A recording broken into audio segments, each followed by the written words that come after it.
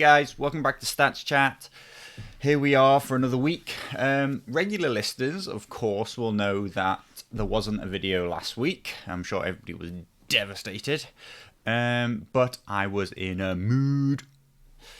I was in a mood with the game. I spoke about it a little bit if you caught the start of Monday's Tourney Ground.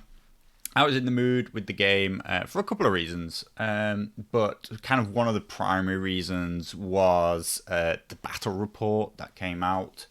I kind of went over. I had a rant because people love that. I had a rant at the start of the video on Tourney Ground about why I didn't like that video. But you know, it's probably pretty bad when like even Brett, the nice guy champion of the game, can't say anything particularly positive about it. The shall we say like the pure concept that kind of like annoyed me was that the designer's approach to that game gave me the indication that kind of sort of to do with the topic of this title, you know, but it's not actually the whole reason why we're talking about this week. But you know, it gave me this feeling and this indication that they don't believe that competitive play is fun, and that competitive play isn't a good look for their battle report, that people wouldn't enjoy watching them play competitively.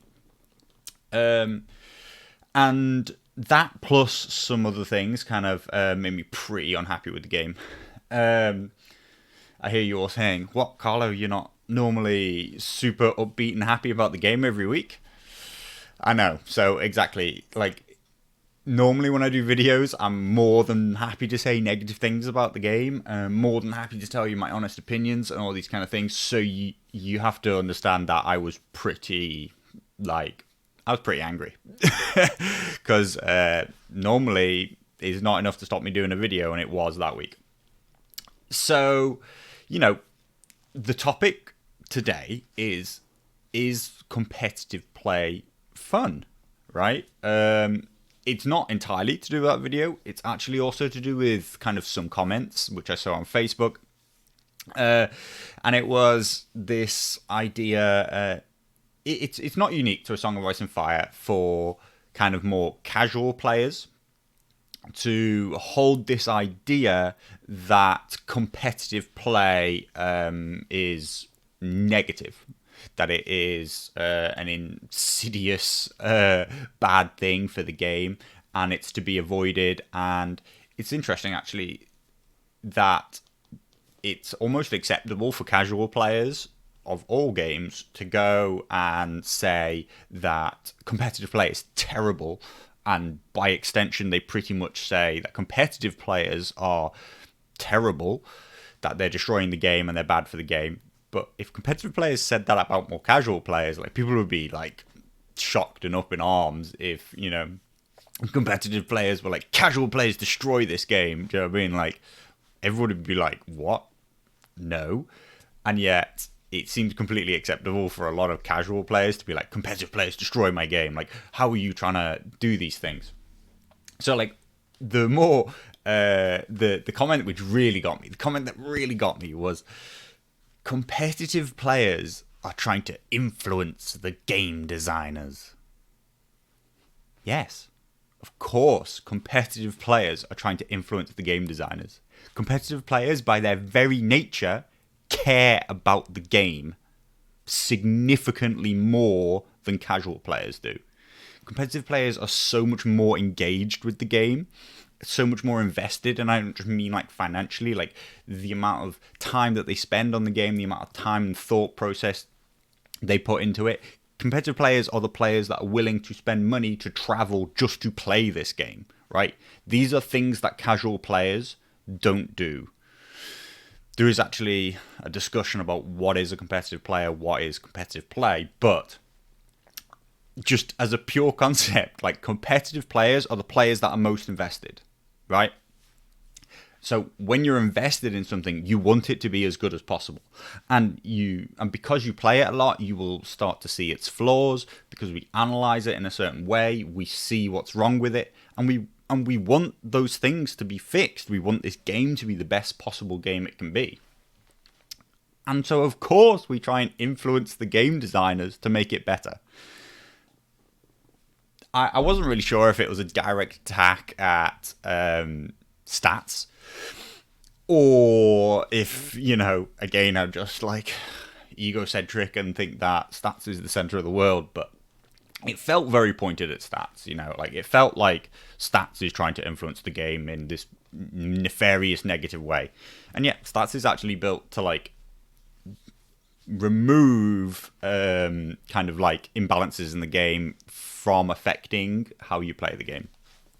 But I've spoken about that part loads of times. If you don't get it by now, I'll just have to do another 10 videos on it. So let's talk about what is competitive play for a start, right? There's this idea, the thing that gets the thing that gets mixed up a lot, and a lot of people can't sort of like separate in their mind, is that competitive play and being good at the game are not the same thing, right? There are lots of casual players who are good at the game, which is why if I called somebody casual, it's not an insult. I'm not trying to say you're bad at the game if I say you're casual. And you know what? There's plenty of competitive players who aren't very good either. So, to say that somebody's a competitive player doesn't necessarily mean they're good. But lots of people call people who are just good competitive players.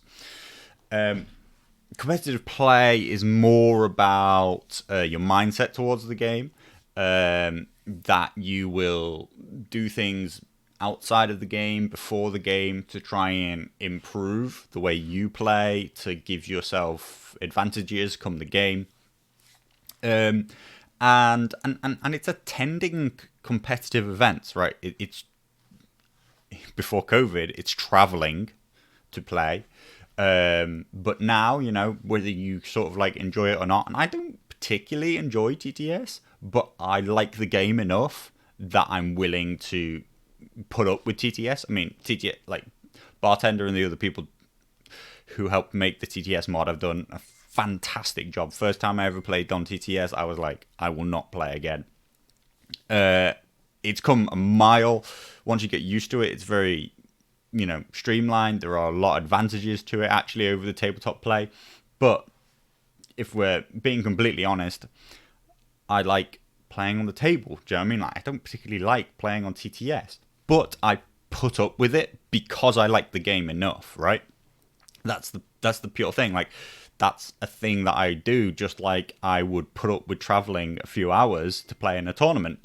These are things that I have to get. These are things that I'm willing to do, which I would. To me, the distinction is that a casual player would not be willing to do these things. They will play with their friend at home. They will play at their local gaming store, local club, whatever it is, like half an hour away from their house. But they're not going to travel seriously to play lots of games. And also, they definitely don't want to play 4 games in a day. They don't want to play just back to back to back to back. Once you start to get tired at the end of a tournament, it can be quite draining. But it doesn't mean that you necessarily play the game well. It means that you approach the game in a way that you want to play as well as possible, and that you prepare to play as well as possible, and you will play at every decent opportunity that you get to be better at the game. So, if that's what a competitive player is, interesting, I would say, actually, interesting aside, I would say A Song of Ice and Fire is the first game for me on the tabletop that I have ever played competitively. I've played other games very well, but I would not travel to attend any significant tournament or event. And I never put that much effort into any other previous game. But I've played tabletop games for 20 years, right? And I never felt the desire to do it before. And the reason for that, actually, is that I believe that the vast majority of tabletop games, as you get more and more competitive, the game gets worse. Like we that's the topic for today, right? as you kind of take it from its more casual origins, shall we call it, like you first get into the game, you enjoy it, you like the models, you like the backstory, you like putting things on the table and playing like a mildly tactical game. As you get more and more competitive, I just always inherently, with every other game, felt that the game got worse. And because of things like true line of sight, which if you're not aware of, like is a kind of concept that exists in a lot of other games which use models, which is like this idea that if you want to know whether or not something can see something else, you would literally have to go down to eye level of the miniature itself to try and determine what it can and can't see. And things like that create such a level of different interpretation that when you're trying to play competitively, it's not about rules anymore. It's about how much a person is willing to give and take from their opponent, and it just inherently leads to arguments and a bad game, right? At its pure root, it has bad game design for its ultimate kind of conclusion for competitive play. But Song, on the other hand, has an incredibly robust system when it comes to competitive play. There is interpretation in some of the rules wording, but that's like bad rules writing, not bad rules. Like the core mechanics of the game are incredibly well suited to competitive play. There are very, very few interpretations and arguments that can be had. And therefore, as you play at a higher and higher and higher level, actually, in a lot of ways, the game becomes simpler and better. Because people understand tactics cards inherently. All they see is the name and they know how it will interact with other things. The game should hopefully become faster because players are kind of better at playing. They know what moves they want to take. That is why I built A Song of Ice and Fire stats, because it's the first game that I ever thought, this game has legs, this can go really far, this can be a great, great game. And the site could help that, right? It could help cater to the players playing it competitively, because it was missing. It was completely lacking from Simon's side, right? And I thought Simon would be really interested and happy with the game going in that way. The thing is that what makes me unhappy is that the more I listen to the designers, and specifically when I watched them play, for the first time I ever watched them play, I felt that they don't see the game, or what's the best way of putting it? I felt that they believe that competitive play isn't fun. That either, when I watch the video, either they feel that they have to play badly on purpose in a non-competitive manner to make the battle report enjoyable, or they're really bad. Like, there's only two options there. Now, I'm not talking about their army lists. Their army lists are entirely 100% non-competitive, right? And that's okay. Like, I'll talk about that part in a minute. But they're playing 7 activations versus 7 activations, almost unheard of in competitive play. Those things don't see play. We see Stag Knights on the board. No, doesn't happen. And so it's like I can let you have that. You can play non-competitive thematic armies. That part I don't have a problem with. But they even talk about at points in the game like, oh, I should take these zones on the tactics board before all the good ones are gone, right? But then they'll take one zone on the tactics board and then leave them open for the rest of the round. Like, you're either trying hard to make the game seem like it's more dynamic than it actually is, or you're bad. Like, there's only 2 options there. Like, the moves that they're making are purposefully bad. And I believe that it's purposeful. But that is an insidious undertone, which is that they believe competitive play is not fun. that it's not a good look for people, and that would make for a bad battle report. Interestingly, so I've played tons of competitive games now. You can see here, just on stats alone, I've recorded 68 games.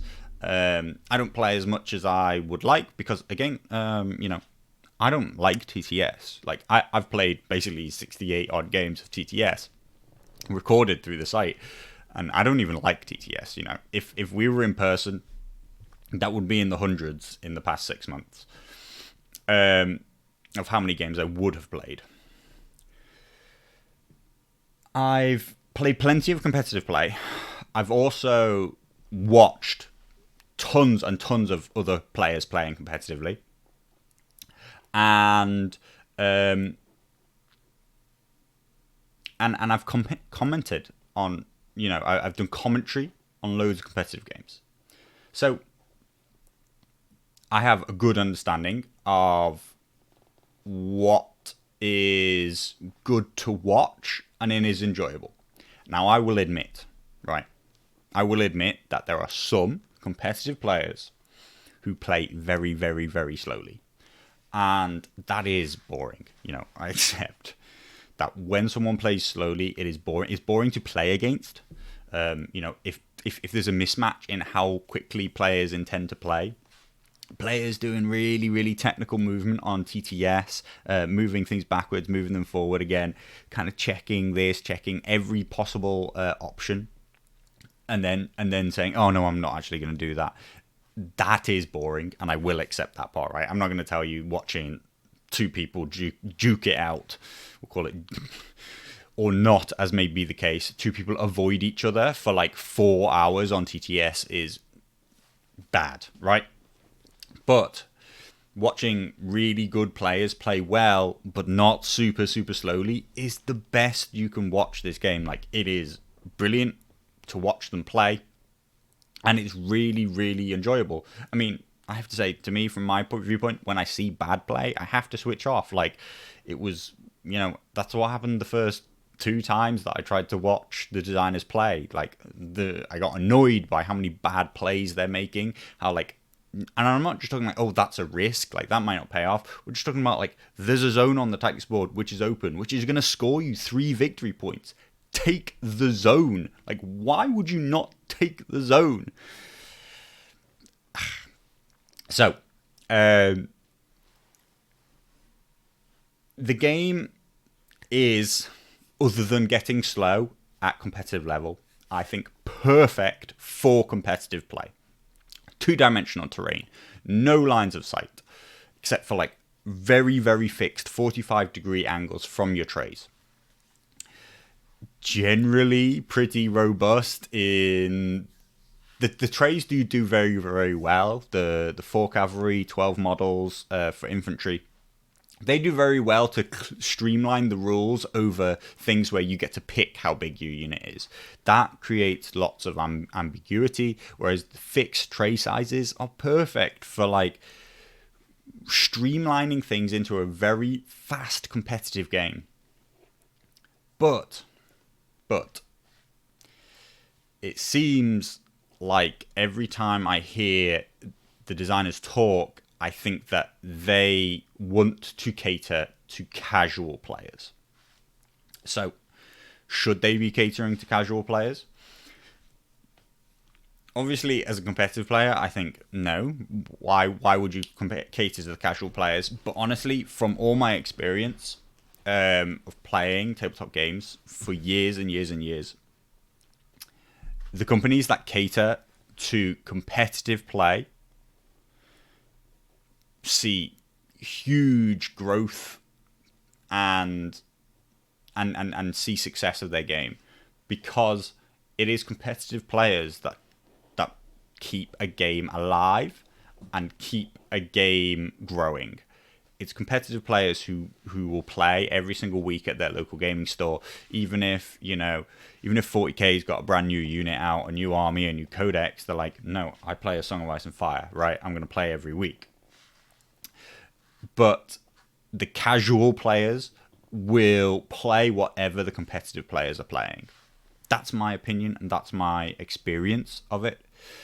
40K went through a decade-long period in which they were resolute that they did not cater to competitive play, that they were a casual game, that were all about miniatures. They were about the quality of the miniatures. They weren't about the tactical depth and balance and competitive side of tournaments, etc. And they wouldn't cater for them. They wouldn't balance the game for them, and they lost all their competitive players, and their game got absolutely gutted and completely they were nosediving, right? And then now with more recent editions, particularly with 9th edition, they are catering. It's built from the core ground up that this can be a tournament game, and that they will cater it to tournaments play, and that there are supplements that tell you exactly what missions you play and all these kind of things. And the game its popularity is through the roof. Like, it is more popular than it's ever been, and that's at a time when they were dying, and they brought it all back. They brought back all those people that they lost to other games like War Machine, Infinity, things like that were catering to competitive players, and they brought them all back because Games Workshop's an absolute powerhouse. You know what I mean? Like, they're a massive company. It's a massive game. So obviously, like, as soon as they give the people what they want, they win. They win. And so that's like that's 20 minutes of why I was unhappy, right? I'm trying to give you like a really broad kind of concept of like why I think that it's such a problem if they don't cater to competitive play. So we finally kind of come to our question, right? Is competitive play fun? And you're like, well, Carly, you just told me for 20 minutes why competitive play is the only thing that you think is fun.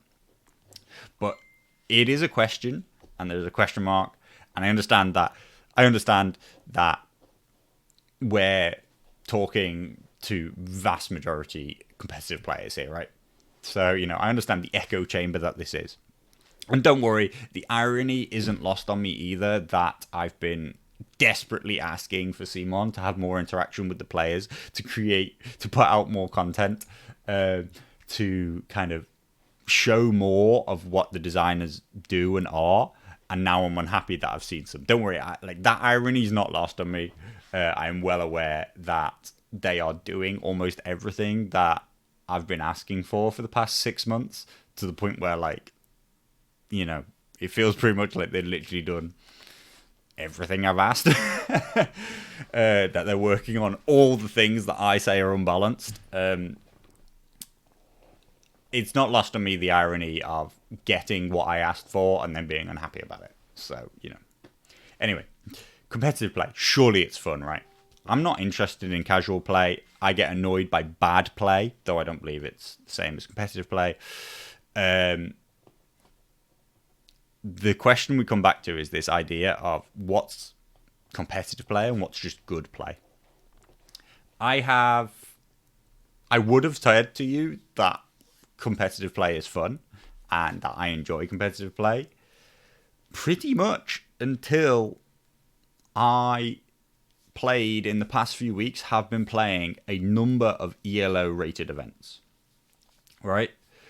Of course, the ELO system which I made for the tournaments, it very much promotes you to play low rated commanders, and it vastly changes the factions that we see in the tournaments. Now, it's not without its faults. I'm working on it. I'm looking at it, thinking about what can be better. There's actually a bit of a problem with resignations at the moment. Like, what do you really do if somebody resigns? Whereas, do you give them 3 points? Do you give them as many points as they could have earned? Do you give them minimal points? It's kind of, why do people resign? It's boring. I hate when people resign. Just play the game.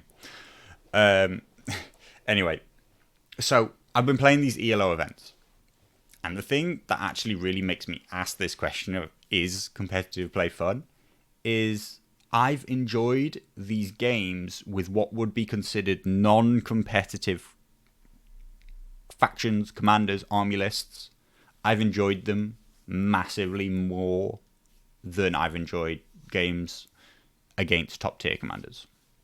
Right? I mean, I'm not unhappy when I lose. You know, I'm unhappy when I make mistakes, but I don't get annoyed by just losing. But I don't like playing against Starks. Like, it's as simple as that. Like, they're oppressive and boring, and they are unbalanced. Like, they don't make the game enjoyable. And you can say the same about Melisandre, you know, or the Stone Thrower. We are talking about sort of like negative play experiences there. But the point is that competitive army lists taken to their extreme are something of a negative play experience. And in some ways that's like a bit of an eye-opener, because that a very top tier S tier, should we call it, top tier Howland Stark list is absolutely terrible if you're playing just like a B tier list. If you're playing Renly in some stagnates, right? Yeah, sure, he has value. Everything in this game has value, but like that combo will not do well when played against the pure efficiency of Howland Starks. And that's just going to be a bad game. Like, unless this Stark player is like really, really bad at the game, it's almost impossible for them to lose. If you play two like really S tier lists against each other, the game is far more acceptable. But I still think that the game is quite largely still got like large negative control aspects in. And I'm not talking about, you know, Varys or something like that, or Walder. You know, I'm not talking about control in that way. I'm talking about just the fact that these lists are powerful by their sheer design, that they just don't allow your opponent to like have a chance at a lot of stuff. When we play with these B tier lists, even these C tier lists, because we're all racing to play the lowest possible commander, we're still, in my opinion, playing in a competitive way, because we're still trying to win the tournament. It just drives you to pick something different. I've been finding it way, way more enjoyable, and I sort of don't know what to say about that, other than if competitive play wants to be fun in this game, it needs to be better balanced. Like, basically, like, you know, it's the balance that is unenjoyable to play against. In my opinion. Some bit, you know, like I would actually say that Melisandre is currently weak to best average, and probably weak, and the Stone Thrower is also weak, undeniably weak. It's not even like a best average. They're undeniably both pieces very weak, but people don't like playing against them anyway. They also have what's described as negative play experiences. So I actually don't really have a solution to this one, other than, you know, magic marker, bang, make the game balance better. Other than, I mean, like, play low events, sure. Like, there are problems. You know what I mean? Like, don't expect it to solve all your problems. But personally, I've been finding the games way, way more enjoyable when these top tier commanders are taken out. And that's what I hope will happen with the recent changes. You see, the upcoming changes. I hope the upcoming changes will tone down the top power of like these things that are just winning all the time. But our problem there is if someone don't believe that they're catering to the competitive community, then they're not going to broach these things in the right way. They're not engaging with players who are good enough to show them these issues. As a pure example, the most recent releases, not releases, are they out? Who knows? We have stats, so we'll talk about them. The quarter 4 stuff. If we finally move the screen a bit instead of just watching that banner go past for the past half hour. If we look at the power rankings at the moment, Starks are still number 1, have been forever. Free Folk still very, very strong. We've seen Nightwatch have made a big surge with the Watch Marshal. Like, he is super strong. He is faction defining. Which is odd because they're talking about things like their pure concept at the moment is less free actions. Well, he's a 3-point activation. They're also talking about, like, I feel, maybe I'm wrong, I feel like the idea is that the activation count will come down. They haven't actually outright said it, but I believe that was the idea. But he currently is as cheaper an activation as you can get, practically, outside of the dogs.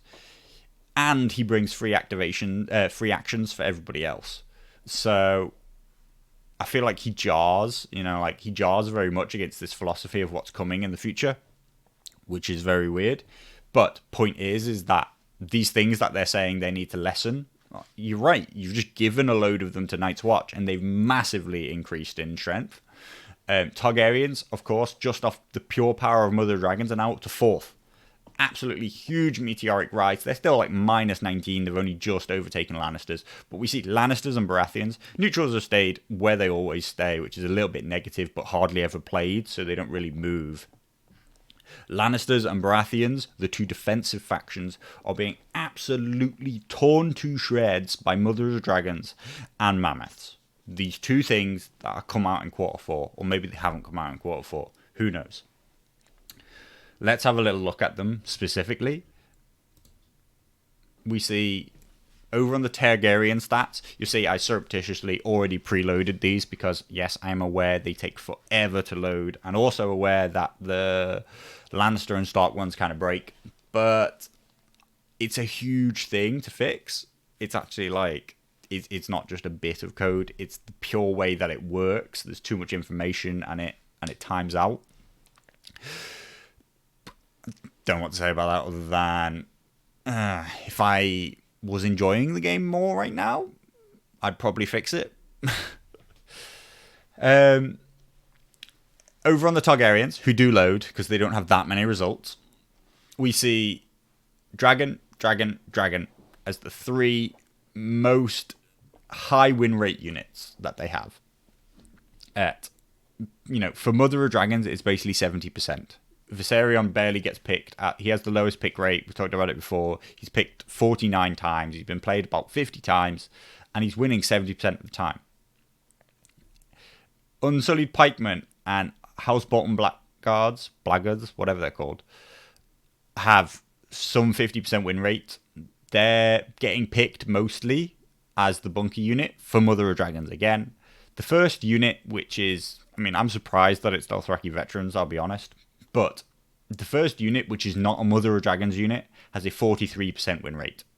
That means that's meteoric. You're almost twice as likely to win when you play dragons than when you play any other Targaryen unit. Mother of Dragons, that is, not just dragons in general. You'll see that Drogon, as the most picked non-Mother of Dragons dragon, has a significantly lower win rate than Viserion. That is not balance. That is not good balance. 70% win rate is not good balance, but more importantly, the internal balance between Mother of Dragons versus everything else is further out of kill, like further unbalanced than anything else we've ever seen in this game. The strength of Mother of Dragons versus Targaryens as Dothraki, as infantry, as anything else is so diametrically opposed that it's the worst balance we've ever seen from them, right? Also, bring it back up. Free Folk Mammoths are not being talked about a huge amount because the Free Folk were already doing very well. They haven't like changed the fortunes of Free Folk instantaneously from bottom to top, which is why Mother Dragons gets all the attention. But War Mammoths are also doing an absolute job on Baratheons and Lannisters too. And again, after about 50 results, they got a 66% win rate. I mean, Free Folk already, you can see, you know, Trappers already have this 60% win rate. Free Folk Raiders 55. So we're not talking like 30% difference here. But it's instantly come in and it's their best unit. Those indications say to me, the problem is that why do we believe that whatever balance changes they're about to release are going to be better than the last set of balances they released, when the last 2-3 units they've released have all been known to be way unbalanced, like really, really not good balance. The worst balance they've ever put out, if anything. And if they're not engaging the competitive community, you know, like, one of the things that annoys me is just like pure from the concept, like they've chosen to put this entire Visions and Flames, all this stuff they've chosen to work with on the table gaming, right? Believe me, I don't ever in a million years think that they were gonna ask or do anything with Song of Ice and Fire stats. You know, I'm always slating them, always saying stuff like that. But that they work with on the table is this direct representation. He is by pure concept the casual community, right? Everything he talks about with the game, everything that he does is casual based. He does not enter tournaments. He does not talk about tournament play. He does not do tactics. And so it seems entirely like what they want to do is just cater to casuals. And that's what made me really unhappy, you know, like, I wish I was oblivious to it again. I wish they hadn't told me I wish they hadn't shown me with their content, with their video, how casually focused they are. And that's what made me unhappy.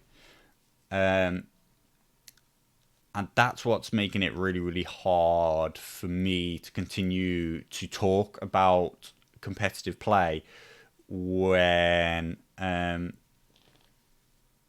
gets a bad rep. When it gets a really bad rep from casual players, from the designers.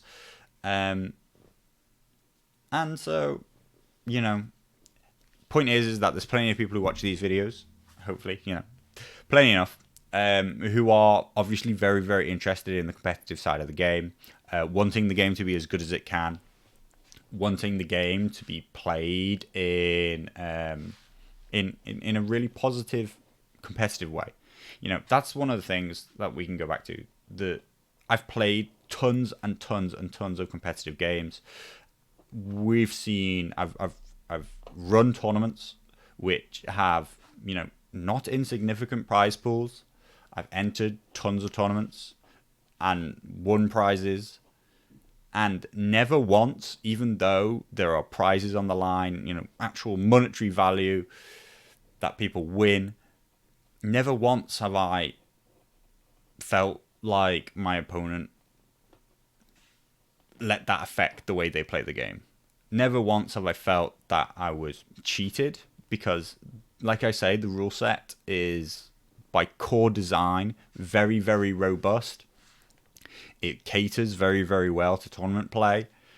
And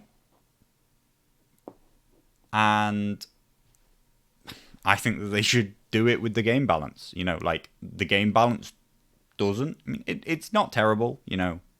The game's not so far out of unplayable. It's not unplayable at all, you know.